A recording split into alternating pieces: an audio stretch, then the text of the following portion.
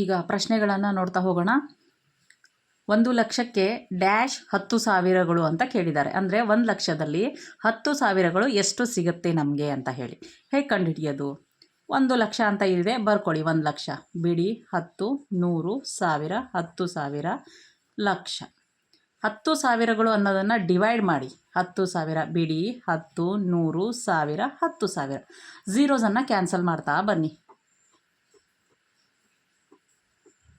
ಉಳಿದಿದ್ದು ಕೆಳಗಡೆ 1 ಅಂದರೆ 1ರಿಂದ ಯಾವುದನ್ನಾದರೂ ಡಿವೈಡ್ ಮಾಡ್ಬೋದು. 1 ಬಂದರೆ ಲೆಕ್ಕಕ್ಕಿಲ್ಲ ಅಂತ ಬಿಡಿ. ಮೇಲೆ ಎಷ್ಟು ಉಳಿತು? 10. ಅದನ್ನೇ ಆನ್ಸರ್ 10 ಆಗುತ್ತೆ. ಅಂದರೆ 1,00,000ದಲ್ಲಿ 10,000ಗಳು ಸಿಗ್ತವೆ ನಮಗೆ ಅಂತ. ತುಂಬ ಈಸಿಯಾಗಿ ಇದನ್ನು ನೆನ್ಪಿಟ್ಕೊಂಡ್ಬಿಟ್ರೆ ಈಸಿಯಾಗಿ ಕಂಡುಹಿಡಿಬೋದು. ಅವು ಕೆಲವು ಮಕ್ಕಳು ಏನು ಮಾಡಿಬಿಡ್ತಾರೆ, ಅಲ್ಲಿ ಬಾಯಾಟ್ ಹೊಡಿಯೋಕ್ಕೆ ಹೋಗ್ತಾರೆ. ಇದನ್ನೆಲ್ಲ ಬಾಯಾಟ್ ಹೊಡೆದು ಮಾಡ್ತಾ ಹೋದರೆ ತುಂಬ ಕಷ್ಟ ಆಗುತ್ತೆ. ಅದಕ್ಕೆ ಈ ಟ್ರಿಕ್ಕನ್ನು ನೆನ್ಪಿಟ್ಕೊಂಡ್ಬಿಟ್ರೆ ಈಸಿಯಾಗಿ ನಾವು ಎಂಥ ಪ್ರಶ್ನೆ ಕೇಳಿದ್ರೂ ಕಂಡುಹಿಡಿಬೋದು.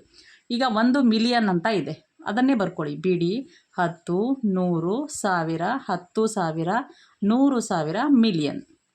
ಹಾಗೆ ಕೆಳಗಡೆ 100,000ಗಳು ಕೇಳಿದ್ದಾರೆ, ಅದನ್ನೇ ಬರ್ಕೊಳ್ಳಿ. ಬಿಡಿ 10, 100, 1000, 10,000, 100,000. ಝೀರೋಸನ್ನು ಕ್ಯಾನ್ಸಲ್ ಮಾಡ್ಕೊಂಬನ್ನಿ. ಉಳಿದಿದ್ದು 10. ಅಂದರೆ 1 ಮಿಲಿಯನ್ನಲ್ಲಿ 10, 100,000ಗಳು ಸಿಗುತ್ತೆ.